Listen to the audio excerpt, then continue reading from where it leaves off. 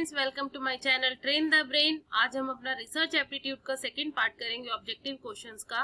और इसमें जो है हम सबसे इंपॉर्टेंट टॉपिक्स जैसे कि आपका सैम्पलिंग स्टाइल, आपका टाइप्स ऑफ जो है स्केल, वो हम कवर करने वाले हैं। इसमें से जो है आपके पास क्वेश्चंस जरूर आते हैं, तो आप इस वीडियो को जो है एंड तक जरूर देखें। सो स्टार्ट करते हैं। First question, What is the primary characteristics of probability sampling in research? सबसे पहले देखते हैं कि सैंपल क्या होता है हमारा और पॉपुलेशन क्या होती है। पॉपुलेशन वो एंटायर ग्रुप होता है जिस पर आप अपना रिसर्च करना चाहते हैं। फॉर एग्जांपल, आप जो है इंडिया के ऑल स्कूल्स के बारे में कुछ जो है रिसर्च करना चाहते हैं, वो आपका पॉपुलेशन होगा। बट ये पॉसिबल नहीं है इतने लार्ज स्केल पर आप जो है रिसर्च कर पाए। उसका जो है आप एक छोटा पार्ट ले लेते हैं, उसको आप यहाँ पर सैंपल कहते हैं। और जिस प्रोसेस से आप यहाँ पर उसको सेलेक्ट करते हैं, वो प्रोसेस आपका होता है सैम्पलिंग मेथड। और हमारे पास जो है कई तरह के सैम्पलिंग मेथड्स हैं, जैसे कि probability sampling method, non probability sampling method, फिर इनके टाइप्स हैं। सो आज हम जो है ये सारे कवर करने वाले हैं। इस क्वेश्चन में भी यही पूछा है, what is the primary characteristics of probability sampling in research. Probability क्या होती है?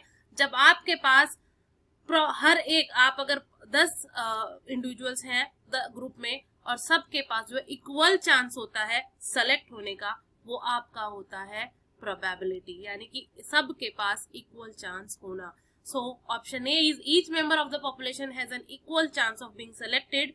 B, the sample is selected based on the research judgement. C, the sample is chosen based on convenience. The sample consists of volunteers. So option A is the correct answer. The primary characteristics of probability sampling is that each member of the population has an equal and known chance of being selected. सबके पास equal chance होता है select होने का, कोई भी जो है उसमें select हो सकता है। Which ensure the sample is true representative. यहाँ पर जो sample होता है वो true representative होता है population का। Then question second is, which of the probability sampling involves dividing the population into subgroups and then taking a random sample from each subgroup? वो कौन सा probability sampling के हमारे पास जो है टाइप्स होते हैं? Simple random, systematic sampling, stratified sampling and cluster sampling. ये सब अलग अलग टाइप्स हैं। यहाँ पर पूछा है सब ग्रुप्स में किसके अंदर हम डिवाइड करते हैं। हम छोटे छोटे जो है क्लस्टर या स्टेटास में जो है अपने उसको डिवाइड कर लेते हैं सैंपल को, देन अपना डाटा यहाँ पर कलेक्ट करते हैं। So option C is the correct answer, stratified sampling. आप अपने सैंपल को जो है छोटे छोटे स्टेटास में जो है सब ग्रुप्स में डिवाइड कर देते हैं। Stratified sampling involves dividing the population. जो आपकी पॉपुलेशन है उसको डिवाइड करते हैं सब ग्रुप्स में based on the specific characteristics and then taking random sample.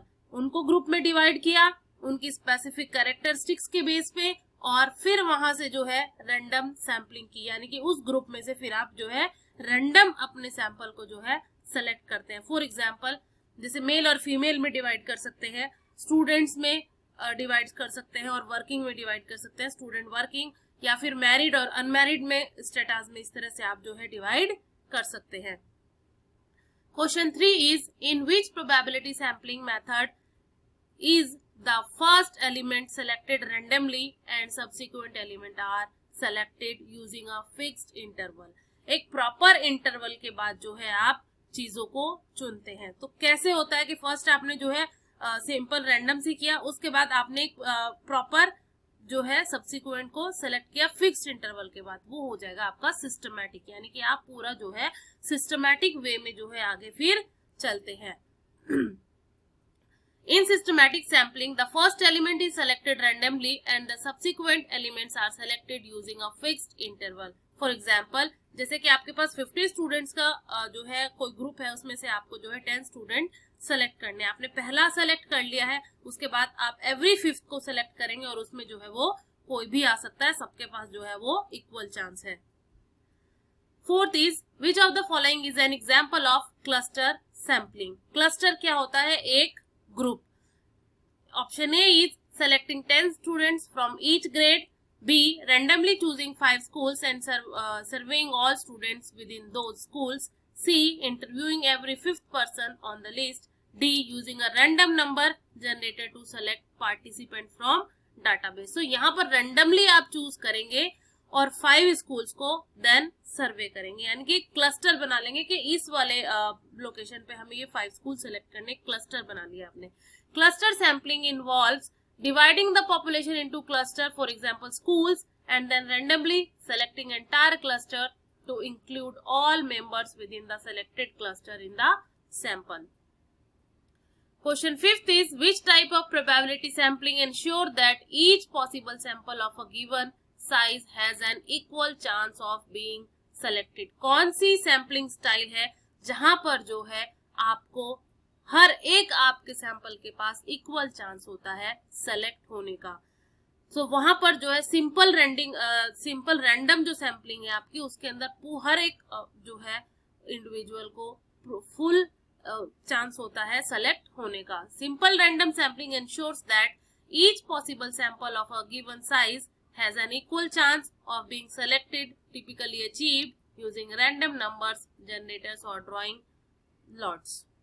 Question 6th is, in which scenario is cluster sampling particularly useful?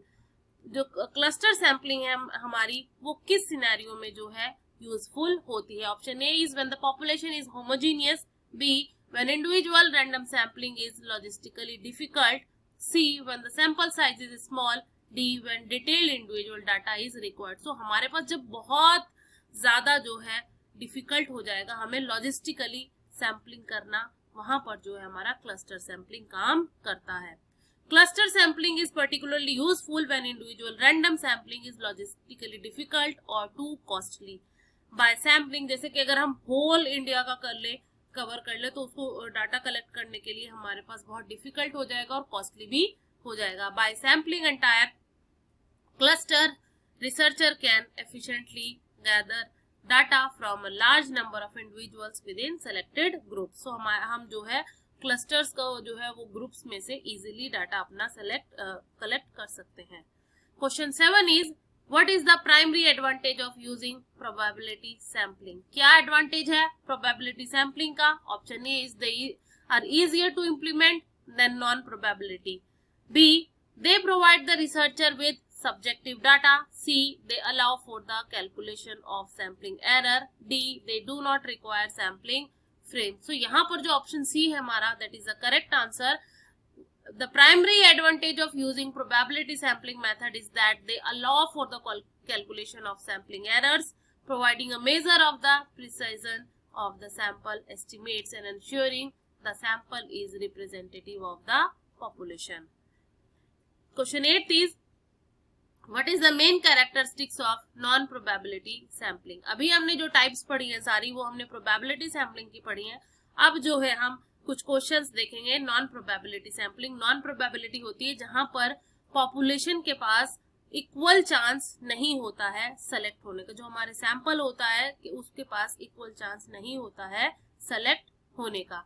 Option A is every member of the population has an equal chance of being selected, B sampling units are selected based on random selection, C the sample is selected based on the subjective judgment rather than random selection, D it allows for the calculation of the error. So option C is the correct answer. यहाँ पर हम जो है अपनी convenient के according जो है अपना sample choose कर सकते हैं. Non probability sampling relies on subjective judgment of the researcher rather than random selection, meaning not all members of the population have an equal chance being selected. Question 9 is, which type of non-probability sampling involves selecting participants who are easiest to access? So कौन सा जो हमारा easiest है method sorry यहाँ पर इस question में ये पूछ रहे हैं कि नॉन प्रोबेबिलिटी जो सैम्पलिंग है हमारी उसमें जो है कौन सा मेथड हमें सबसे ज्यादा इजी है सेलेक्ट करना. सो हमारा जो कन्वीनियंट सैम्पलिंग है हम अपनी कन्वीनियंट के अकॉर्डिंग जो है जिसको सेलेक्ट करते हैं वो हमारा सबसे इजीएस्ट मेथड होता है. जो हमें इजी रहता है, कन्वीनियंट रहता है, हम वो सैंपल यहाँ पर अपना सेलेक्ट कर लेते हैं. Convenient sampling involve selecting participant who are easiest to access और रीच, जो हमारे आसानी से हम जहाँ तक पहुंच पाते हैं विदाउट एनी रैंडमाइजेशन और consideration of the broader population. Question 10 is, In which non-probability sampling method do current study participant recruit future participant from among their acquaintances?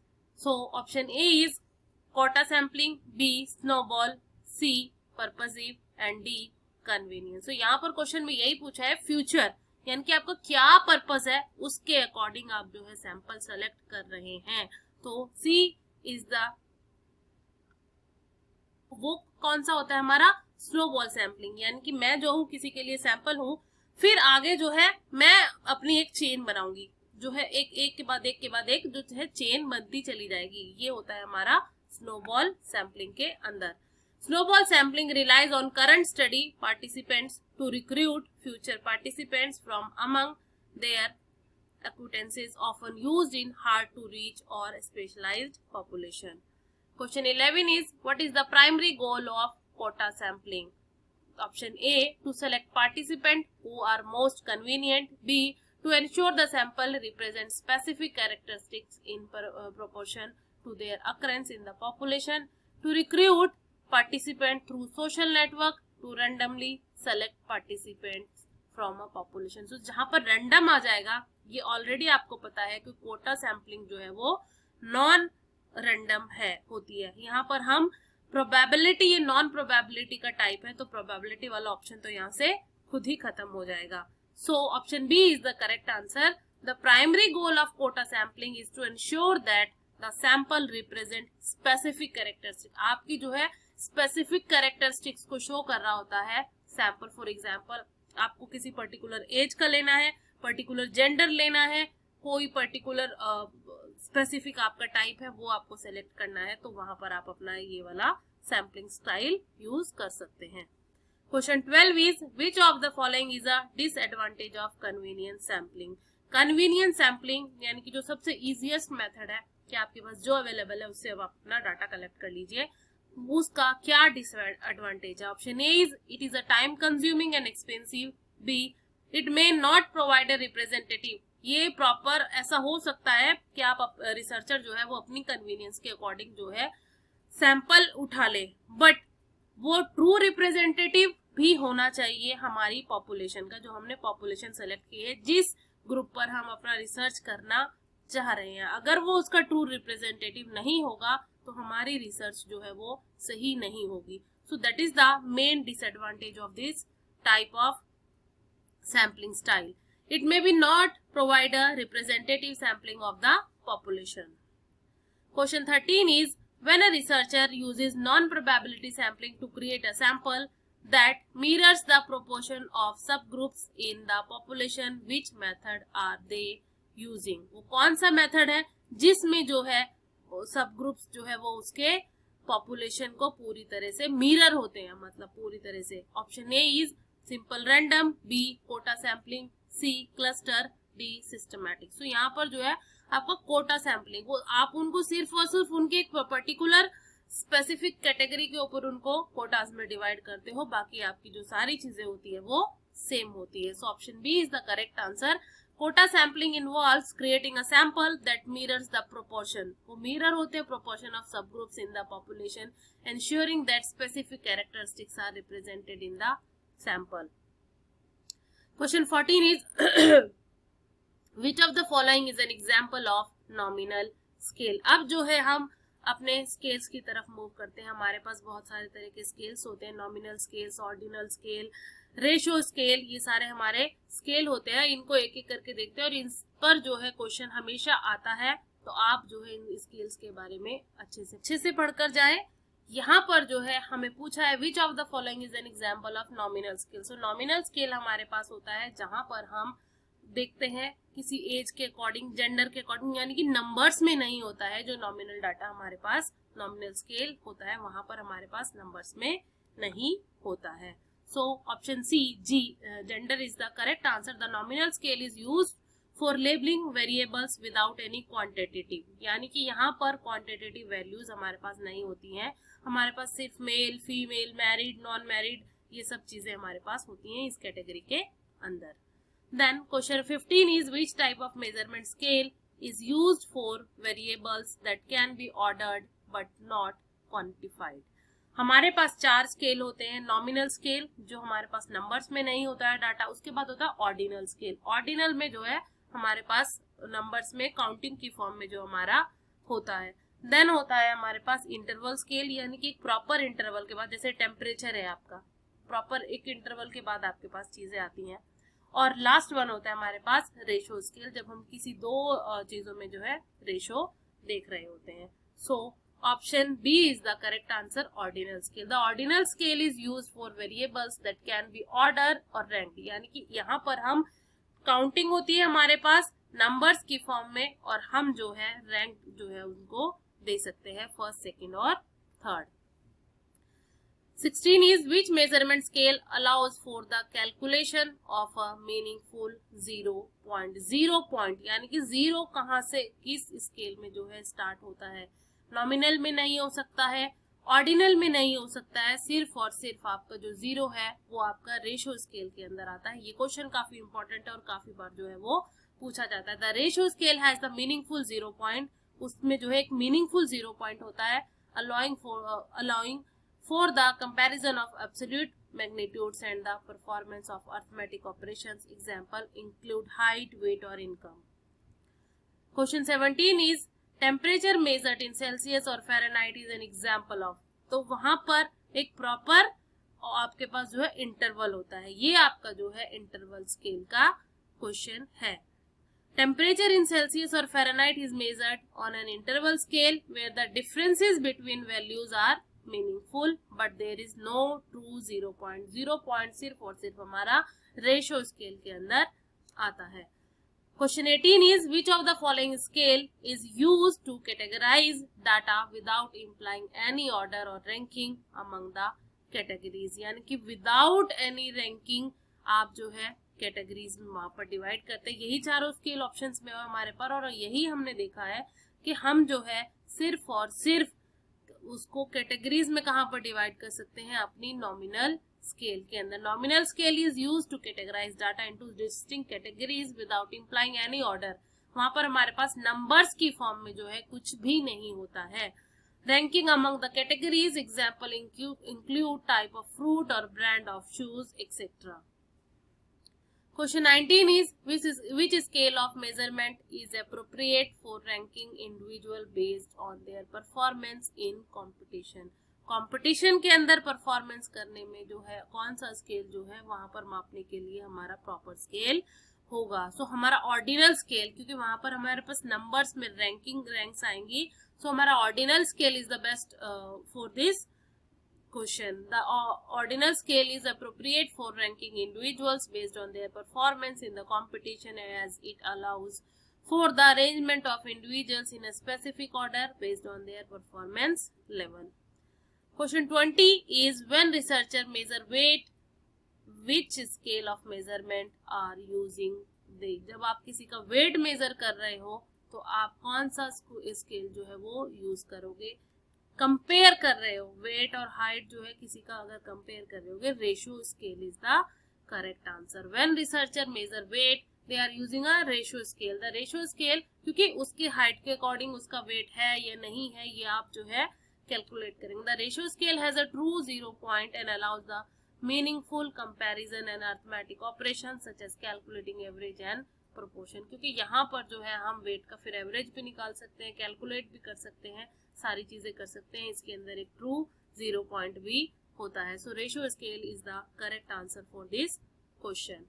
Question 21 is what type of variable is defined by the researcher has a result of the independent variable. जब हम अपनी experimental research कर रहे होते हैं तो वहां पर हमारे पास वेरिएबल्स होते हैं। एक होता है हमारा इंडिपेंडेंट वेरिएबल, एक होता है हमारा डिपेंडेंट वेरिएबल। डिपेंड यानी कि आप किसी के ऊपर डिपेंड कर रहे हैं, इंडिपेंडेंट जो बिल्कुल भी डिपेंड नहीं करता है।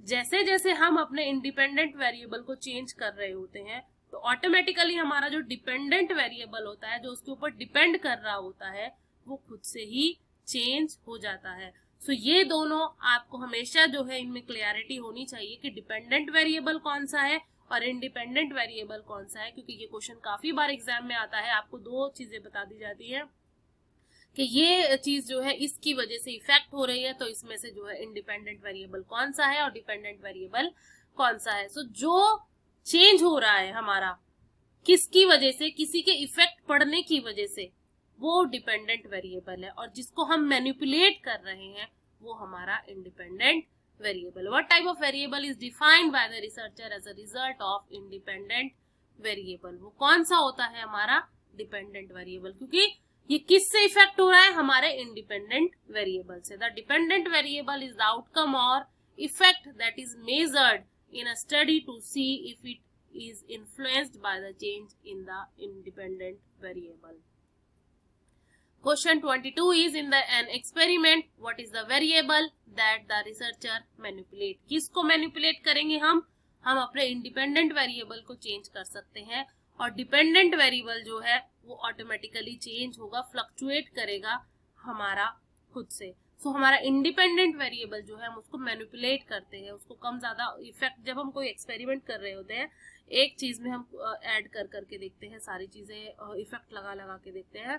यहाँ पर कॉज एंड इफेक्ट का जो रिलेशनशिप है वो हो रहा होता है, हम कॉज कर रहे होते हैं और उसका इफेक्ट देख रहे होते हैं हम किसके ऊपर, अपने डिपेंडेंट वेरिएबल के ऊपर। सो हम इंडिपेंडेंट को मैनिपुलेट करते हैं, इंडिपेंडेंट के ऊपर हम अपना कॉज क्रिएट करते हैं, और उस कॉज को हम चेक कहाँ कर रहे होते हैं, हम अपने डिपेंडेंट वेरिएबल के ऊपर चेक कर रहे होते हैं। So the independent variable is a variable that the researcher manipulates to observe its effect on the dependent variable. Question 23 is what type of variable is used to ensure that relationship between the independent and dependent variable is not influenced by other factors. So वो कौन सा variable है जो ensure करता है relationship दोनों के, independent और डिपेंडेंट वेरिएबल्स के, कि वो किसी और से जो है इन्फ्लुएंस्ड नहीं हो रहे हैं। Option A independent variable, B dependent variable, C control variable and D confounding variable. यहाँ पे हम और जिसके अलावा जितने वेरिएबल्स वहां पर होते हैं जब हम एक्सपेरिमेंट कर रहे होते हैं, मैनिपुलेट करते हैं सिर्फ इंडिपेंडेंट को और उसका इफेक्ट देखते हैं डिपेंडेंट के ऊपर, और इसके अलावा हम और चीजों को कंट्रोल करके रखते हैं ताकि हम ट्रू इफेक्ट देख सके इंडिपेंडेंट का डिपेंडेंट के ऊपर। So option C is the correct answer. Control variables are kept constant, उनको हम कांस्टेंट रखेंगे to ensure that the relationship between the independent and dependent variable is not influenced by other factors, ताकि हमारा जो dependent variable के ऊपर effect आ रहा है वो किसी और वेरिएबल की वजह से ना आए, इसलिए जो अदर वेरिएबल्स होंगे उनको हम वहां पर कंट्रोल करके रखेंगे। Question 24 is which variable might distort the true relationship between the independent and dependent variable if not controlled। अगर हम कंट्रोल करने के बाद भी कोई कंट्रोल नहीं होता है, फिर भी कुछ ना कुछ इफेक्ट आ रहा होता है उसका, तो उस वेरिएबल को हम क्या कहते हैं, उसको हम कहते हैं कंफाउंडिंग वेरिएबल। सो कंफाउंडिंग वेरिएबल वो होते हैं हमारे जो कंट्रोल करने के बाद भी कहीं ना कहीं वो इफेक्ट कर रहे होते हैं हमारे डिपेंडेंट वेरिएबल के ऊपर। नेक्स्ट क्वेश्चन है हमारा, which philosophy in research asserts that there is no single method or approach that can fully capture and complexity of the social world। Philosophy जो है यहाँ पर भी इफेक्ट करती है। Option A is positivism, B interpretivism, C pragmatism and D realism. जो हमारी positivism है वो हमारी क्वांटिटेटिव रिसर्च से रिलेट करती है। प्रैग्मेटिज्म, प्रैग्मा मीन्स प्रैक्टिकल करना, बार बार से करना, चीजों को करना और सीखना, और डी जो है हमारी रियलिज्म थ्योरी, यानी कि जो ऑब्जेक्ट्स हैं उनसे हम जो नॉलेज गेन कर रहे हैं वो हमारी ट्रू नॉलेज होती है। ऑब्जेक्टिविज्म की ये बात करती है। क्वेश्चन में हमारे पूछा है which philosophy research assert that there is no single method. आपके पास कोई सिंगल मेथड नहीं है आपके जो है आंसर तक पहुंचने के लिए, आप उसको चेंज भी कर सकते हैं। सो प्रैग्मेटिज्म के अंदर भी हमें यही कहा जाता है। प्रैग्मा मीन्स प्रैक्टिकली, मतलब नए नए प्रैक्टिकल्स करते रहे, नई नई रिसर्चेस करते रहे और जो है चेंज करते रहे, जो हमारे पास नॉलेज होती है उसको अपडेट करते रहे। So option C is the correct answer. Pragmatism is the correct answer of this question. Pragmatism asserts that there is no single method or approach that can fully capture the complexity of the social world, advocating for the use of multiple methods and perspectives to address research questions effectively. Question 26 is, in the context of research philosophy, what does constructivism, construct यहाँ पर आपको नाम ही बता रहा है, कुछ नया construct करना. Option A, the existence of an objective reality. B, the construction of knowledge through social interaction. C, the practical application of research findings. And D, the empirical testing of hypothesis. तो construction का मतलब कुछ नया generate होना, तो यहाँ पर knowledge जो है वो जनरेट हो रही है through social interaction. Constructivism primarily focuses on the construction of knowledge through social interaction, emphasises the subjective nature of reality and importance of context. Question 27 is, what does the philosophy of realism in research suggest about the nature of reality? What does the question कहता है हमें जो philosophy of realism है research के अंदर, वो हमें किसके बारे में क्या सजेस्ट करती है, नेचर ऑफ रियलिटी के बारे में, कि रियलिटी जो है रियलिटी का क्या नेचर होता है. So option A is, reality is constructed through social interaction. B, reality exists independently of human perception. C, reality is a subjective construct. And D, reality is based on empirical evidence alone. Realism के अंदर हमने क्या देखा था कि reality वही है जो हम अपने जो हमारे ऑब्जेक्टिव वर्ड है वहां पर हम उनसे जो है नॉलेज गेन कर सकते हैं. सो यहाँ पर जो रियलिटी है वो इंडिपेंडेंट है, वहां पर ह्यूमन परसेप्शन काम नहीं कर रही है, वहां पर हम जो ऑब्जेक्ट से जो नॉलेज ले रहे हैं वो काम कर रहा है. ह्यूमन परसेप्शन जो आइडियाज थे वो हमारे आइडियलिज्म के अंदर आते हैं. So option B is the correct answer. Realism suggest that reality exist independently of human perceptions and can be understood through the investigation of observable phenomena. यानी कि जो ऑब्जेक्ट्स को देखकर उनसे काम करके हम नॉलेज गेन कर रहे हैं वो ट्रू नॉलेज होती है अकॉर्डिंग टू रियलिज्म. यहाँ पर जो हमारी परसेप्शन है वो ट्रू नहीं मानी है रियलिज्म के अंदर, हमारी परसेप्शन हमारे आइडियाज को माना है आइडियलिज्म ने. Question 28 is, which of the following is an example of secondary data. तो हमारे पास दो तरह के डाटा होते हैं, प्राइमरी और सेकेंडरी. प्राइमरी डाटा जो हम अपने हैंड से जो है, जैसे कि हम अपना क्वेश्चनर फिल कराते हैं, किसी का इंटरव्यू लेते हैं खुद से, वो हमारा जो है प्राइमरी डाटा होता है. और सेकेंडरी डाटा जो किसी और ने का डाटा है बट हम यूज करते हैं अपनी रिसर्च के अंदर. Option A is survey response collected by the researcher. B, laboratory experiment results obtained by the researcher. C, census data published by a government agency. D, interviews conducted by the researcher. So census जो है वो किसका data है, government का data है, और हम उसको कोई रिसर्चर उसको यूज कर रहा है अपनी रिसर्च के अंदर. So option C is the correct answer.